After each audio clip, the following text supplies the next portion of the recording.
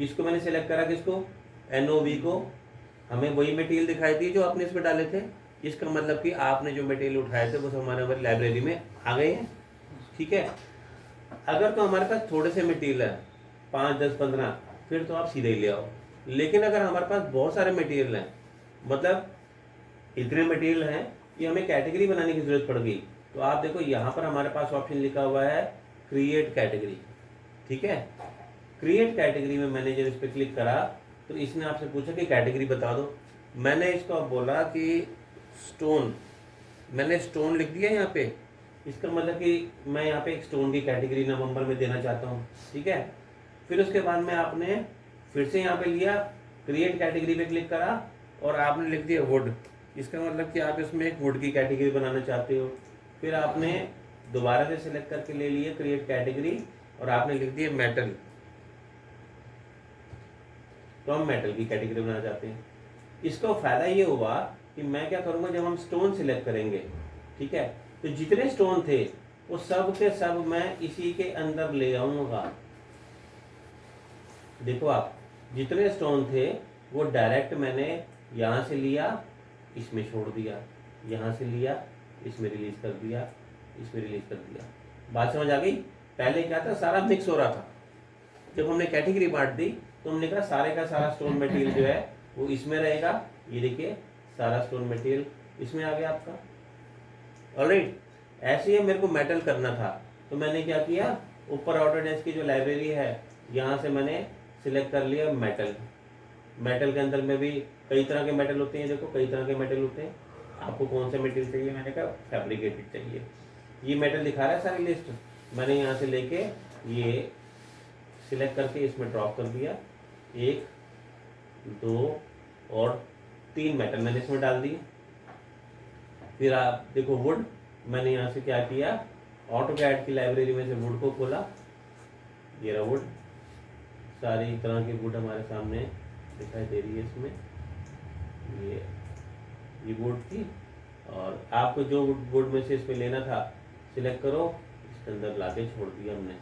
ये देखिए इसमें से 1, 2, 3 और 4 मैंने वुड इसमें लाके छोड़ दी। ठीक है। अब क्या है, जब मैं यहाँ से देख रहा हूँ अपनी लाइब्रेरी में, मैंने मेटल को सिलेक्ट करा। ये देखिए मेटल को सिलेक्ट करते ही मेरे पास वो 3 मेटल आ गए जो मैंने इसमें डाले थे। स्टोन मेटल थे, हमने वो देखा, जो हमने स्टोन बनाए थे वो सब इसमें आ गए और ये हो गई वुड। तो आपने परमानेंटली अपनी एक लाइब्रेरी बना दी। आगे का झंझट हमेशा के लिए ख़त्म। जो हमें चाहिए वही हमें मिलेगा। हम ऑटोकैड की लाइब्रेरी का यूज़ नहीं करेंगे, अपनी लाइब्रेरी का यूज़ करेंगे। ठीक। तो आपने यहाँ से लाइब्रेरी क्रिएट करनी सीखी और आपने इसी तरीके से कैटेगरी भी सीखी। जैसे हमने इसको बनाया वैसे इसको हटाया भी जा सकता है। अगर मैंने सिलेक्ट करा, यहाँ पे नीचे देखो ऑप्शन में क्या आ रहा है, रिमूव लाइब्रेरी। आप इसको रिमूव कर सकते हो ना। ऑटोकैड वाली नहीं हटा सकते, अपनी तो हटा सकते हो जो बनाई है, रिमूव कर सकते हैं। जैसे बनाया वैसे रिमूव भी कर सकते हैं।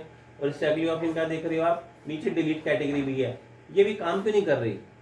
ये इसलिए अभी इनएक्टिव है क्योंकि आपने कैटेगरी को सिलेक्ट करोगे तब वो ऑप्शन काम करेगी ना। अब आप देखो, पहले मैंने लिया था लाइब्रेरी को तो डिलीट लाइब्रेरी आ रहा था। अब जब मैंने कैटेगरी को सिलेक्ट करा तो डिलीट कैटेगरी भी आने लगा। ठीक है। आप इसको रीनेम करना चाहो, बाद में कोई नाम बदलना चाहो तो आप नाम भी बदल सकते हो। क्लियर होगी option? Open library, create library, remove library, create category, delete category और रीनेम। ठीक। रीनेम आप दोनों चीज़ों को कर सकते हो, लाइब्रेरी को भी और कैटेगरी को भी कर सकते हो। ठीक है जी। अच्छा, ये हमने इस पर लगा के देख लिया। अब दूसरी बात ये आ जाती है कि हमने जो लगाया ये, इसका अगर मुझे, जैसे हैचिंग में आप पैटर्न का उसका स्केल चेंज करते थे, है ना।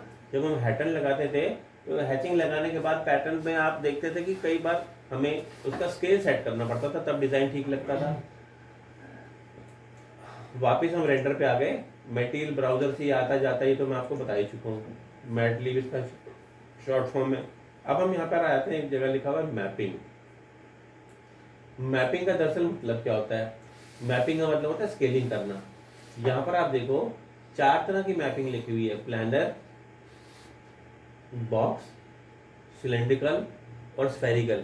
इसलिए मैंने 4 शेप बनाई थी क्योंकि 4 ज्योमेट्रिक शेप्स होती है मेनली। अगर मुझे ये जो प्लानर है ना, ये जो फ्लैट होता है इसको प्लानर कहते हैं।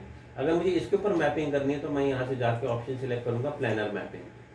ठीक है, इसमें आपसे कहा कि ठीक है सिलेक्ट कर लो, आप अपने ऑब्जेक्ट को सिलेक्ट करो। इसको मैं बंद कर देता हूँ, मुझे इसकी कोई ज़रूरत है नहीं लाइब्रेरी की, तो इसको मैंने हटा दिया। हमने यहाँ से जाके मैपिंग से लिया प्लानर मैपिंग, सिलेक्ट करा इसको और एंटर करा। एंटर करते ही आप देखो कि हमारे पास ऑप्शंस आ रही हैं। एक तो इनके चारों तरफ पे आपको एंड पॉइंट्स के ऊपर दिखाई दे रहे हैं ये एरोस, है ना। मैंने क्या किया, यहाँ से मूव का ऑप्शन लिया और मूव ऑप्शन देने के बाद आपने क्या करा कि इसमें यहाँ पे जाके क्लिक करा है ब्लू पॉइंट पे, और जैसे जैसे आप इसको छोटा कर रहे हैं, अब देख रहे हो टेक्सचर छोटा होता जा रहा है। सपोज मैं जब इसको लगा रहा था तो मुझे ऐसा महसूस हो रहा था कि ये स्केल छोटा है। अब देखो ना, मैं अपने हिसाब से एडजस्ट कर रहा हूँ स्केल को, ये देखो, है ना।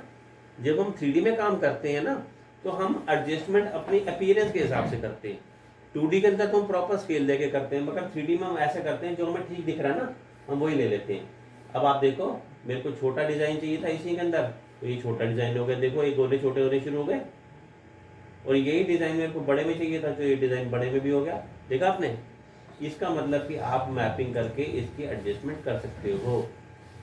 ऑलराइट, ये देखिए ये मूव की ऑप्शन थी। और तो और देखो, मैं अगर इसको ऐसे खींच दूं, ये देखो ऐसे खींच दूं तो ये क्या हो गया, देखो स्ट्रेच हो गया। ये बेसिकली जो पहले राउंड बन रहा था अब वो इलिप्स की शेप में आने लगा। इसका मतलब आप इसको स्केल या स्ट्रेच भी कर सकते हो।